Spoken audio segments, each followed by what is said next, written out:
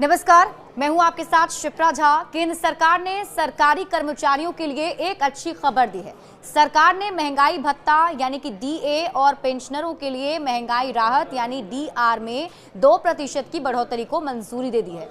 ये बढ़ोतरी 1 जनवरी से लागू होगी और इससे लगभग 48.66 लाख सरकारी कर्मचारियों और 66.55 लाख पेंशनरों को फायदा होगा।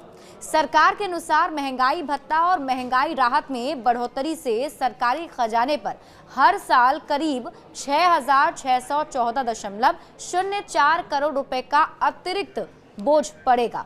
महंगाई भत्ता और महंगाई राहत में ये बदलाव इसलिए किया गया है क्योंकि इनकी दरों में साल में 2 बार बदलाव होता है। एक बदलाव आमतौर पर मार्च में होता है और दूसरा दिवाली से पहले अक्टूबर में किया जाता है।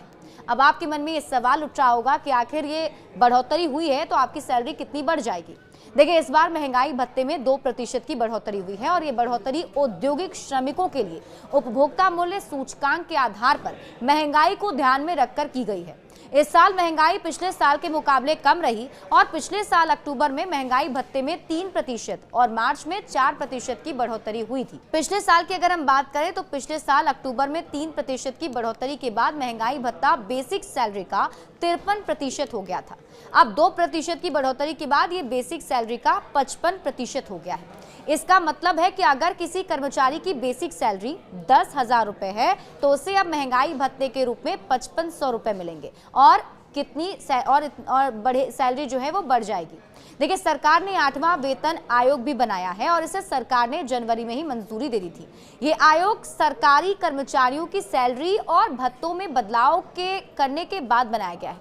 उम्मीद है कि जल्दी आयोग के अध्यक्ष और सदस्यों की नियुक्ति हो जाएगी। डीए और डीआर में बदलाव तो साल में 2 बार होता रहेगा, लेकिन ये शायद आखिरी बदलाव होगा क्योंकि इसके बाद आयोग अलग अलग लोगों से बात करके अपनी रिपोर्ट तैयार करेगा। कर्मचारी संगठन ये भी चाहते हैं कि डीए और डीआर को बेसिक सैलरी में मिला दिया जाए। उनका ये कहना है कि ऐसा करने से कर्मचारियों को ज्यादा फायदा मिलेगा। अगर हम पहले के नियम की बात करें, मतलब पहले क्या नियम था, तो उसके मुताबिक 5वें वेतन आयोग के समय ये नियम था कि जब डीए 50% से ज्यादा हो जाएगा तो उसे बेसिक सैलरी में मिला दिया जाएगा। सरकार ने साल 2004 में ऐसा भी किया था, लेकिन बाद में 6ठे और 7वें वेतन आयोग में इस नियम को बंद कर दिया गया। कर्मचारी संगठन चाहते हैं कि सरकार फिर से उसी नियम को लागू करे। उनका कहना है कि इससे कर्मचारियों को बहुत फायदा होगा। कर्मचारी ये चाहते हैं कि अगले वेतन आयोग की रिपोर्ट लागू होने से पहले डीए और डीआर को बेसिक सैलरी में मिला दिया जाए।